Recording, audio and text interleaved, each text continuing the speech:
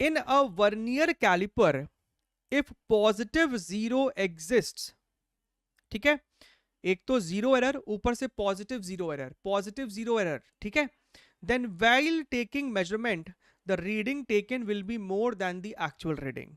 ये आपको बिल्कुल सत्य बात है कि भैया जीरो पॉजिटिव एरर का मतलब होता है कि आप जो रीडिंग लेने वाले हो, सपोज डायमेंशन आपको निकल, एक्चुअल डायमेंशन है 7 सेंटीमीटर, तो आपका हो सकता है 7 से ज्यादा आएगा जीरो पॉजिटिव एरर में।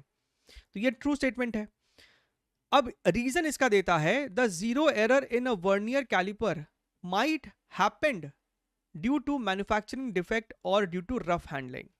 तो ये जो आपका स्टेटमेंट है ना, ये स्टेटमेंट तो ट्रू है कि आपको जो जीरो एरर होता है वो ज्यादातर केसेस में मैन्युफैक्चरिंग डिफेक्ट हो सकता है, या फिर आपने सही तरीके से इंस्ट्रूमेंट को हैंडल नहीं किया। लेकिन क्या ये ऊपर वाले का एग्जैक्ट रीजन है? तो इसी में बहुत डिस्प्यूट रहा था, लेकिन जब फाइनल आंसर किया आया तो उन्होंने वही आंसर दिया, टेकिंग इनटू अकाउंट कि भैया एग्जैक्ट रीजन तो नहीं लग रहा है, क्योंकि आपको जो यहां पे रीजन लिखा हुआ है वो सिर्फ ये कहता है कि जीरो एरर था, ठीक है। तो मैन्युफैक्चरिंग डिफेक्ट से बेसिकली आपको पॉजिटिव जीरो एरर भी हो सकता है और नेगेटिव जीरो एरर भी हो सकता है, लेकिन हमारे पास जो ऊपर असर्शन है वो सिर्फ पॉजिटिव जीरो एरर के बारे में बात कर रहा है। यही कारण है कि आपको दोनों स्टेटमेंट को सही तो माना गया, लेकिन रीजन को एग्जैक्ट रीजन नहीं माना गया ऊपर वाले असर्शन का, ठीक है। क्या मेरी बात क्लियर है? राइट।